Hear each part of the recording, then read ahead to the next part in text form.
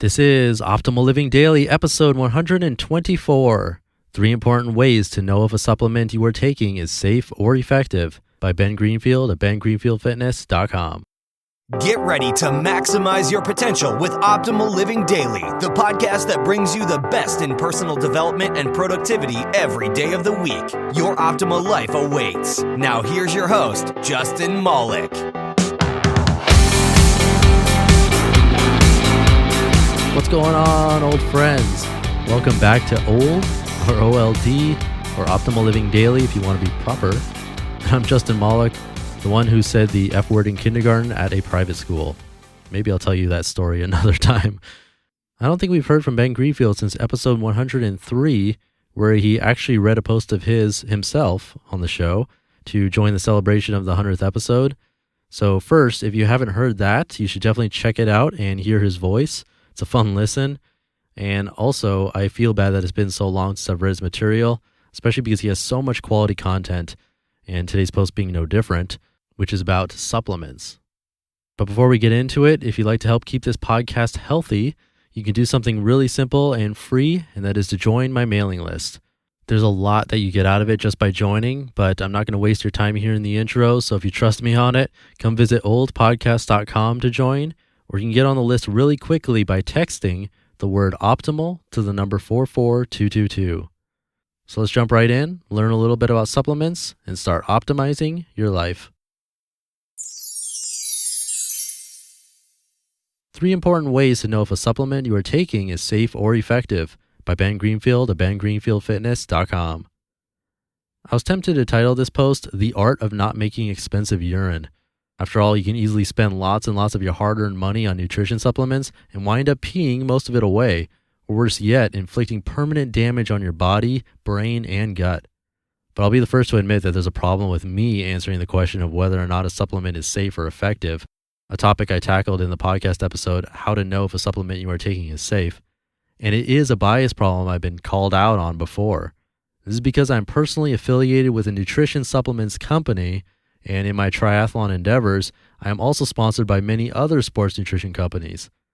This doesn't mean I give out bad or harmful advice, but it does of course mean that I have a bias towards specific supplements that I've personally researched and found to work very well and be safe for myself and my clients. So I decided to turn to some unbiased experts to advise you on how to know if you're wasting your money or damaging your health with a supplement. You may recall an article that appeared on this site several months ago entitled, Could Lance Armstrong Have Increased His Testosterone Levels Without Cheating? This post was contributed by Sol Orwell and Curtis Frank, nutrition performance science geeks in their own right and co-founders of Examine.com, which is a science-based compendium on supplements and nutrition.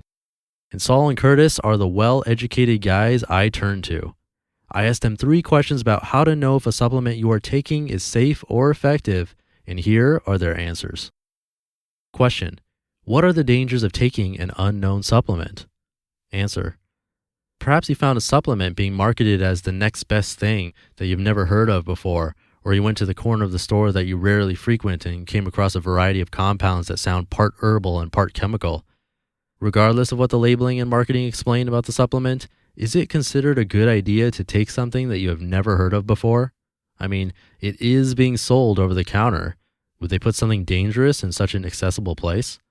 As a general statement, you should attempt to educate yourself on anything that you decide to supplement, since safety is not assured with over-the-counter products, as sometimes there just isn't enough research to fully conclude that it is safe. Producers are just hoping the lack of toxicity seen so far persists. Also, some supplements that can be perfectly safe to take under normal conditions are completely contraindicated, advised against, when taking other supplements or pharmaceuticals. These adverse interacts don't inherently mean that either thing interacting is bad, but you could get hurt if you are not aware of the possible adverse interaction. An easy example, 5-HTP. Recommended by Dr. Oz, it can cause problems with people on antidepressants or antipsychotics. Question: Wouldn't a supplement be safe if it is allowed to be sold to people? Answer: Not really. While a company tends to look out for the safety and well-being of their consumers, since killing off your consumers harms your reputation and income, the regulatory measures in place to prevent harmful supplements from reaching the market are quite poor.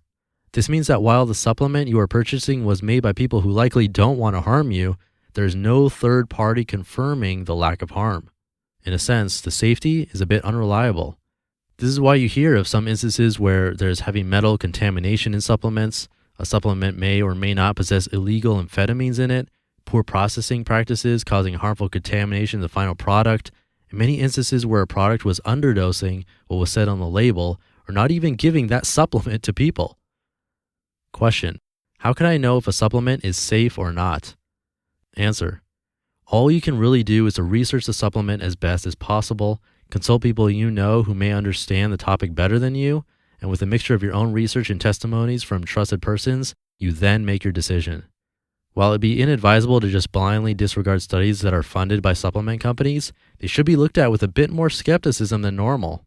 Label claims can be ignored since they tend to take the most promising sounding number and brag about that. In the supplement realm, percentages can be very misleading.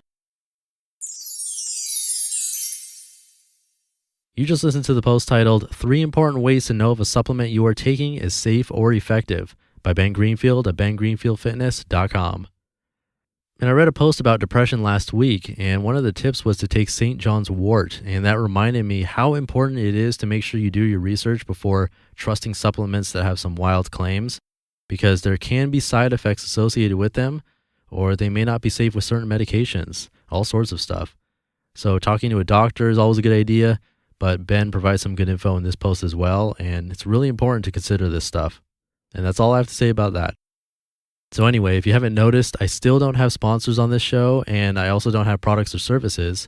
And what that all means is that the only way I can keep doing this is through some very generous patrons of the show who decided that they want to contribute to help keep it going.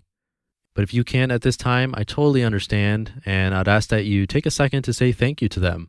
You know, not out loud since you don't know them personally, or I'll just thank them on your behalf. But if you can support, you can do that at oldpodcast.com. And there's also a free way to show your support if you like what you hear, and that is to join my weekly newsletter. If I see people joining that, to me, it means that you enjoy the show enough to hear a little bit more about me and about the show and what's going on in my life and some life tips in a fairly short email once a week. So again, you can do that at oldpodcast.com, and I'll be very happy if you do. And that's yet another episode of Wellness Wednesday down. And I have no idea yet who I'm reading tomorrow, but I'm sure it'll be worth your time. So I will see you there where your optimal life awaits. Hey, this is Dan from the Optimal Finance Daily podcast, which is a lot like this show, except more focused on personal finance.